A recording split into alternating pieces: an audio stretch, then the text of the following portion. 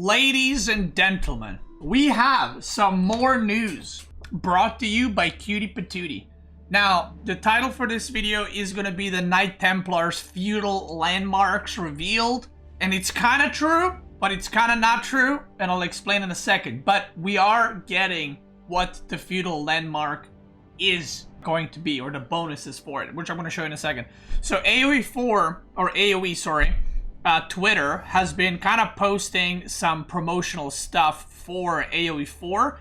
And in like 3 days they did, or like 3-4 days they did, I think, 3 tweets for AoE 4, which is really cool. Let's go through them. So I'm assuming they're going to do more of these, kind of like a marketing teaser kind of vibes going on. I'm not really sure, but I'm liking it. So the number one thing that I'm going to show you guys is they showed a new ability from the House of Lancaster, or Lancaster, I don't know how you pronounce it.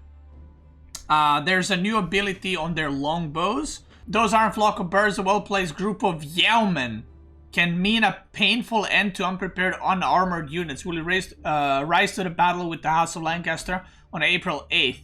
So, here we go. I'm going to show you guys this, then we're going to talk about the Knight Templars. Oh yeah, it's called Synchronized Shot. I remember. So they all shoot, like, I'm assuming they're hitting the same target. We don't really know what's happening, but here we go.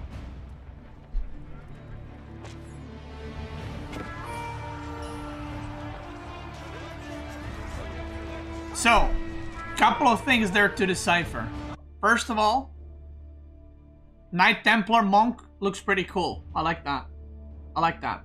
Now, so this looks like AoE, right? This looks like an AoE because it's kind of hitting all over. But if you notice, look at this, it's kind of hitting all over, right? But if you notice, these guys now use it and only the monk dies. Right? So now, the question is, are they hitting a single target or are you hitting multiple targets? I personally think it is an AoE.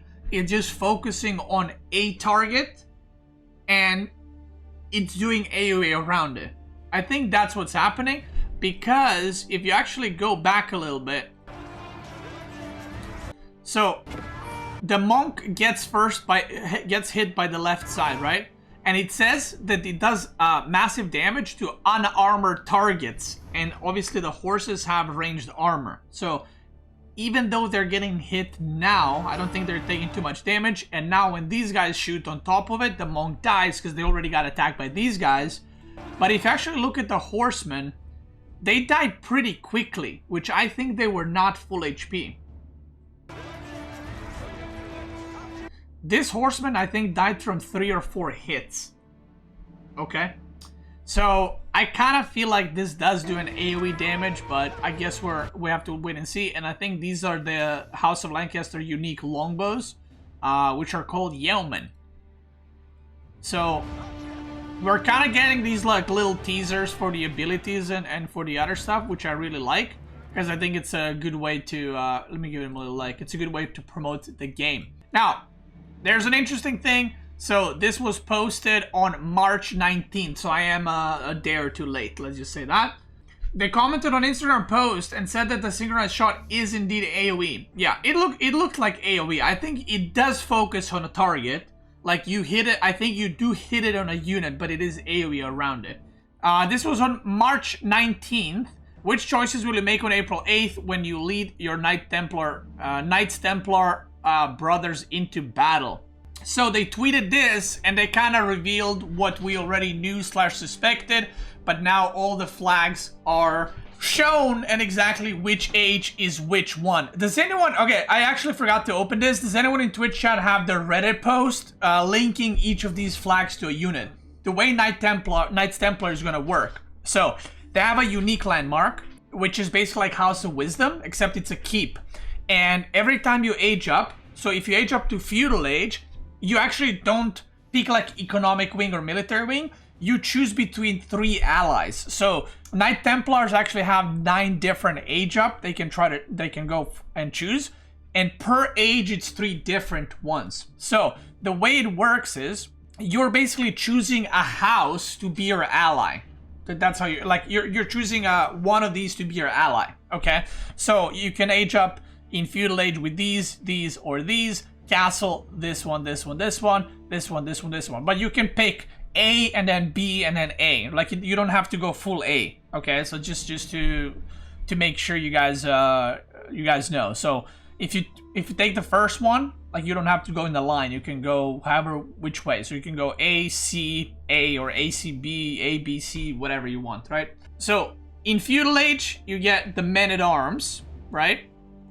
Then we have the French knights, if you choose that ally, and then in the end, you got these Pepegas. Is this from AoE 2? This is AoE 2, right? Then in castle age, you have whatever this is, and you unlock this unique spearman with a massive shield.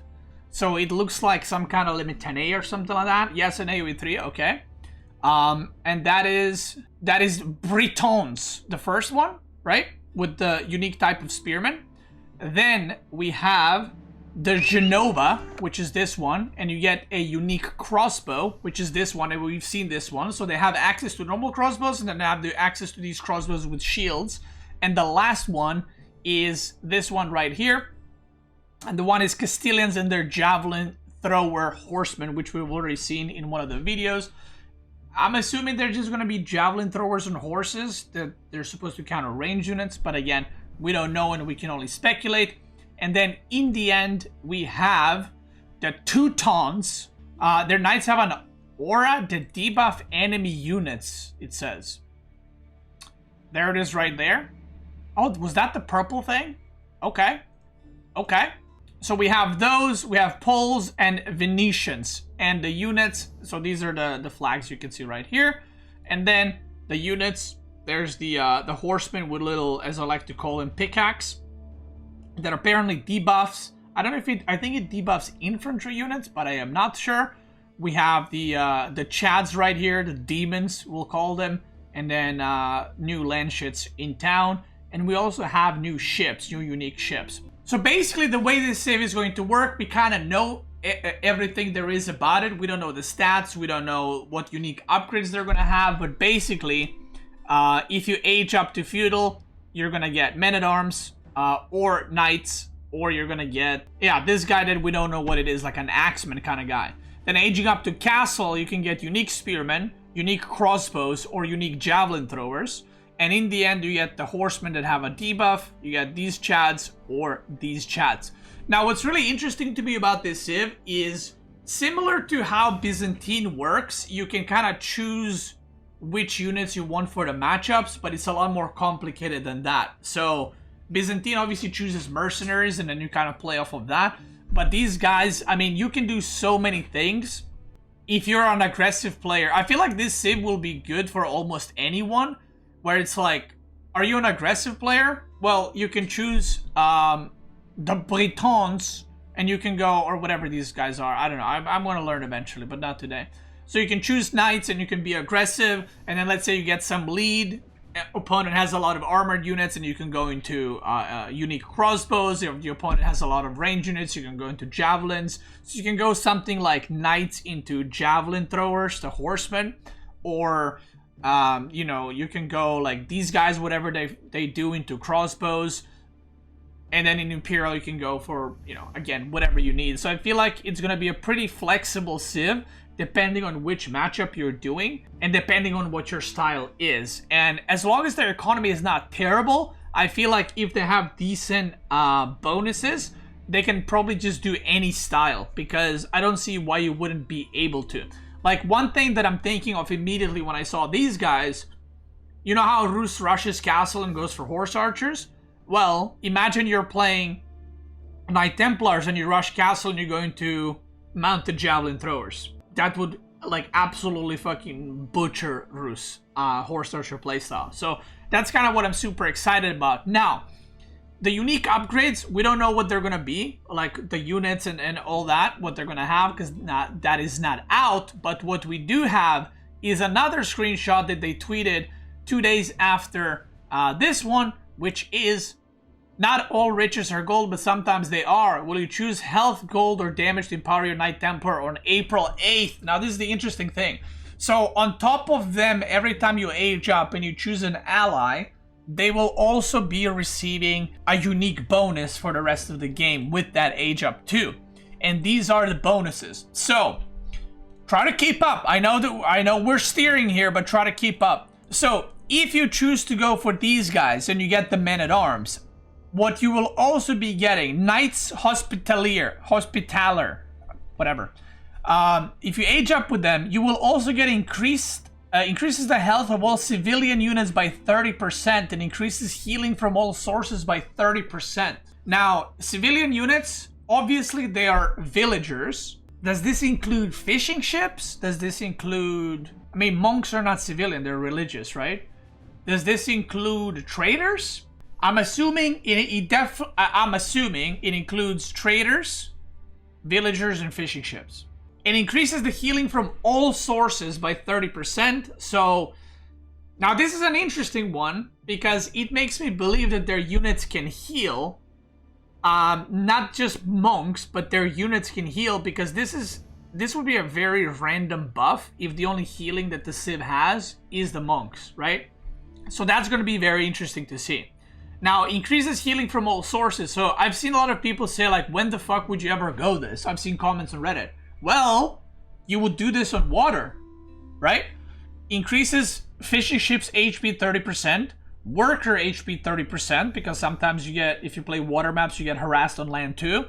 And then healing from all sources increase 30%, which means that if you're next to the dock, you should get 30% increased healing too, right? So if you fight around docks, 30% extra healing. That's pretty good, right?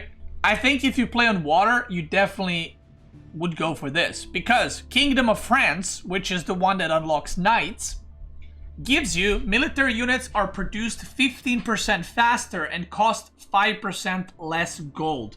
Now, this is for the whole game, by the way, for all the units. So, this one, you get men-at-arms, and you get this. So let's theory craft a bit, right? Because that's what I love doing.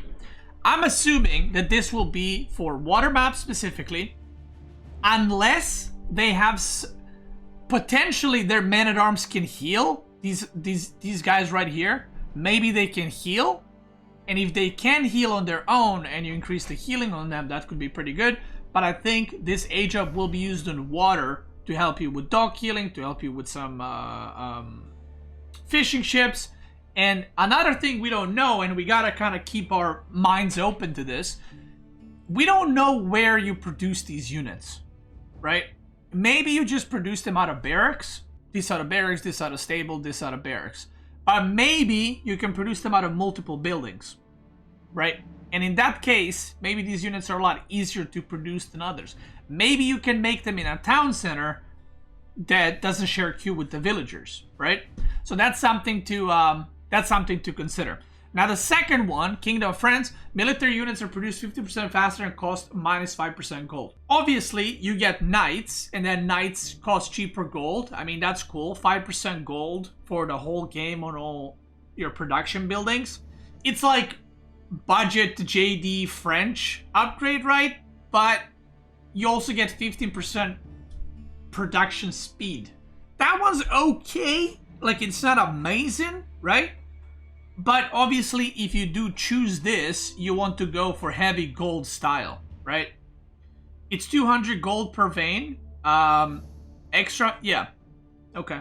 So obviously, you don't want to go spearman archer with this. You kind of want to make knights, right? Because you do get access to knights. And I'm assuming you want to go knight archer into knight crossbow. Like maybe going for Kingdom of France, where you get the knights into like these guys would be pretty good. Because these guys might cost like wood gold, or they might cost food wood, I don't know. But I'm assuming if you go Kingdom of France, maybe you go the unique crossbows, so you can actually, because they're probably going to cost gold too, right? So you kind of want to go down that path a little bit. And then the last one is Principality of Antioch. Melee units gain 10% damage. Now, that seems pretty good. I'm not even gonna... That seems pretty good. To me, it's almost like a no-brainer. But, So let's discuss this. So you get access to these guys, and there is a chance these guys suck, right? So there is a chance that these guys are actually pretty shit as a unit, and these two choices are just better, but the bonus you get from these is just way better. 10% damage. Now read this. It says melee units. It doesn't say infantry units. This means that your cavalry gains 10% damage too, right? So not only your spearmen, your men-at-arms, but your horsemen, and later on, I don't know if they unlock normal knights as well. Villagers too? Yep, I guess villagers too. So, that's a pretty interesting one, because this bonus is by far the best for land maps if you look out of these three. The question is, how good is this unit? Because if this unit is shite, then that upgrade is not very good, and I can see just this being a go-to in Feudal, right? For land maps, this being a water thing, but again, we need to see the stats. Now, what's really interesting, and I don't know how they're going to do that, is when you're aging up, as you're aging up, will the opponent be able to see the flags? So what I'm trying to say is, this flag, once you age up, will pop on your town center, and it will show your ally, right? We've seen this in screenshots. The TC has like 3 different flags in Imperial because of the allies you chose. So that's fine. And what I like about this, compared to Byzantine mercenaries you cannot scout, okay? So you don't know which mercenaries are coming until you see them come out. This one is visual, so the moment you age up, the opponent will see which ones you took and which units to expect. The question is, if you're in the process of aging up, is there going to be a little flag coming out on your landmark? Or does it have to finish for your opponent to see it? That's something we do not know. Now, what is the potential order choice? Now, I'm assuming they tweeted this on 21st. It is 22nd right now. So I'm assuming maybe tomorrow they're going to show us what the castle bonuses are, because that would be pretty good. If they're doing these kind of little bits of promotion, I kind of like it. It gets the people engaged, it gets people hyped, so thumbs up for that. Now, let's say you do go for these guys, right? Your healing and all your units are blah, blah, blah. If any of these units have healing too, it would make sense to go these guys, and then whatever the unit can do healing. And then if any of these guys can do healing, you kind of go for like a healing, like a Holy Roman OTD kind of comp, right? If you're deciding to go for the Kingdom of France, obviously you're going to try to choose whatever the gold unit options are, but I'm assuming it's going to be a bit more complicated than that, depending what you need.